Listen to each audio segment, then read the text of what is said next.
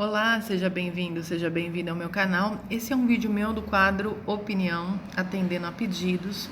Nesse vídeo eu vou comentar acerca da decisão do STF que pode anular as sentenças da Operação Lava Jato. Por 7-4, o STF decidiu que os réus delatados devem se manifestar nos autos do processo depois dos réus delatores.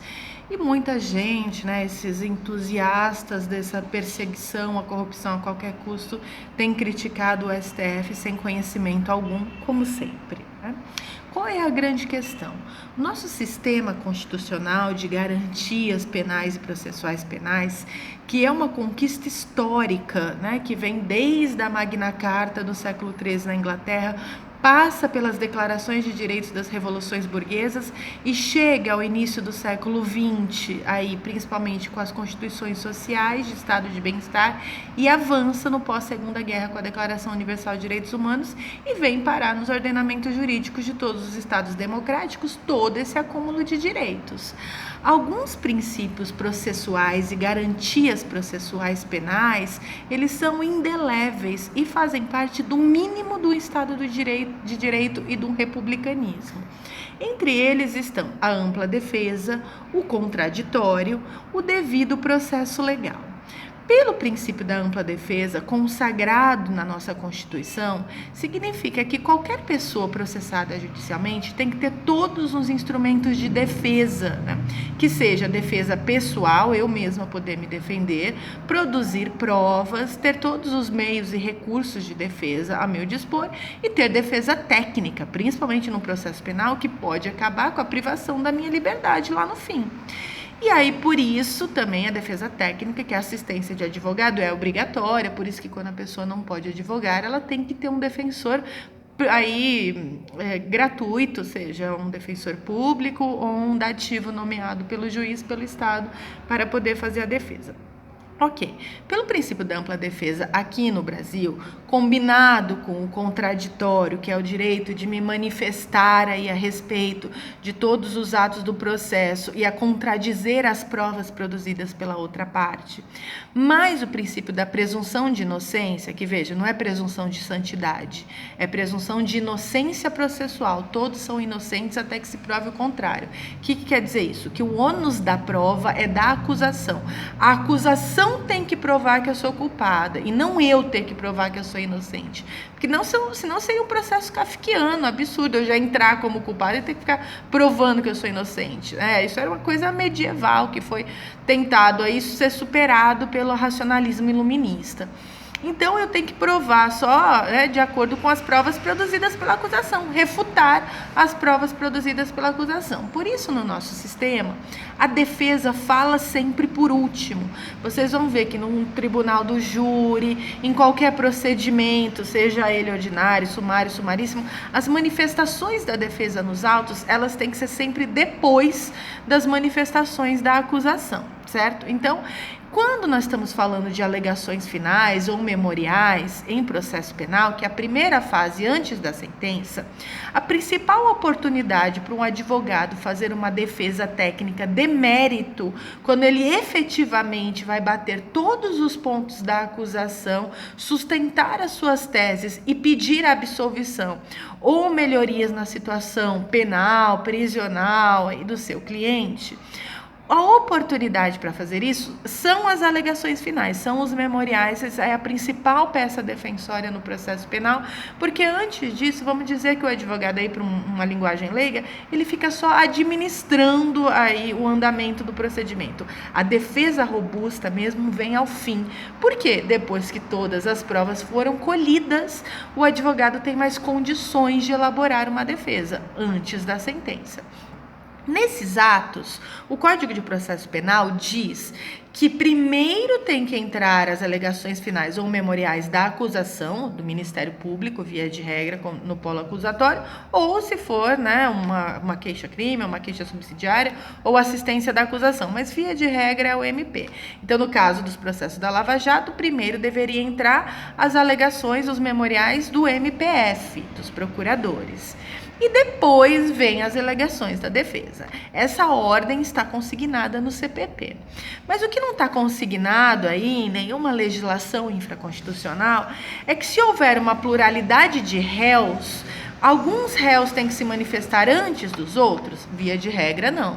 O prazo para a defesa abre igualmente para todos os réus depois da manifestação do Ministério Público. Ocorre que, veja bem, se você tem réus que são delatores e réus que são delatados, os delatores, eles têm benefícios penais significativos para delatar um outro suposto comparsa nos casos de organização criminosa. E aí esse delator, para que a defesa dele se possibilite, ele tem que apontar aí infrações penais a alguém, ou seja, vou falar numa linguagem bem simples.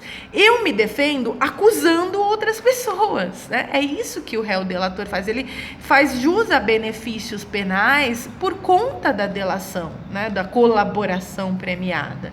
E aí, nesse sentido, os delatores, eles são réus, mas que, porém, têm na sua defesa, no seu conteúdo defensório, aí, acusações, imputações a outros corréus. E o que o STF decidiu em nome do princípio da ampla defesa, do contraditório, da presunção de inocência, do devido processo legal, que estão consagrados na nossa Constituição. Que se eu sou uma ré delatada e outros corréus estão se defendendo, me acusando, eu tenho que ser a última a falar no processo, para inclusive poder me defender dessas imputações que estão nas delações, né? Então, embora sejam todos réus, sejam todos corréus, não tem que ter o mesmo prazo de manifestação. Os prazos têm que ser diferentes em nome dos princípios que resguardam os direitos de todos nós. E essa decisão, obviamente, não vale só para os processos da Lava Jato, mas para qualquer situação de organização criminosa em que você tenha corréus, em que alguns são delatores e alguns são delatados. Os delatados têm que ser os últimos a apresentar alegações finais. Como os processos da Lava Jato não cumpriram essa ordem e todos os corréus apresentaram, via de regra, alegações no mesmo prazo, isso anula as sentenças, porque na ordem dos atos processuais vem as alegações, que são aí, o último ato defensório, né, ou acusatório, no caso do Ministério Público, e logo depois disso vem a sentença. Então, essas anulações, porque são nulos, por que essas sentenças são nulas? Porque elas respeitaram um procedimento constitucional, de ordem de quem fala primeiro e depois no processo. Primeiro, acusação, por último, defesa. Então, nesse caso, o que seria anulado? Né? A gente fala que não é uma anulação ab início, não anula todo o feito processual. Anulam-se as alegações finais, abrindo-se prazo para que novamente se apresentem alegações, mas na ordem adequada, e anula-se a sentença, que é o último ato de primeira instância, depois das alegações. Ou seja, vai ter que, quando eu anulo, o que significa anular em processo? Significa que eu vou ter que refazer esse procedimento, gente. Não é que anula e todo mundo sai livre, saltitante pela rua, sabe? Eu só anulo e refaço esses procedimentos. Mas claro que se algum desses réus já foi reiteradamente condenado em segunda instância e que por decisão do próprio STF, absurda, que mitigou o direito fundamental da Constituição, já estão cumprindo provisoriamente as penas, porque o STF decidiu que depois de reiterada condenação de mérito em segunda instância já pode começar a executar a pena. Ou seja, aqueles que já estão presos, porque já foram reiteradamente condenados por um tribunal de segunda instância, claro, tem que ser imediatamente soltos, enquanto eu refaço esses procedimentos. Mas veja, não significa impunidade, significa refazer de acordo com as garantias constitucionais.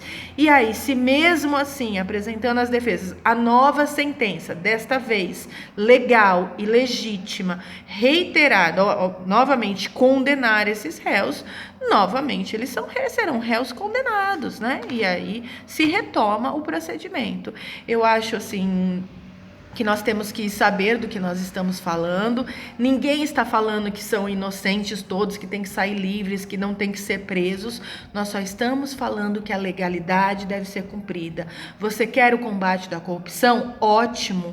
Que nós sejamos, então, coerentes e favoráveis à defesa do direito, da legalidade e da ordem. Por isso somos contra a corrupção. E então devemos ser favoráveis à legalidade, à ordem constitucional, à ordem principiológica, aos direitos e garantias fundamentais. Não temos que condenar qualquer pessoa a qualquer custo, né? Ao arrepio da legalidade, ao arrepio da Constituição. Isso é barbárie, isso não é racionalidade, não é civilização. Se a gente for nesse caminho, voltaremos para enforcamentos em praças públicas.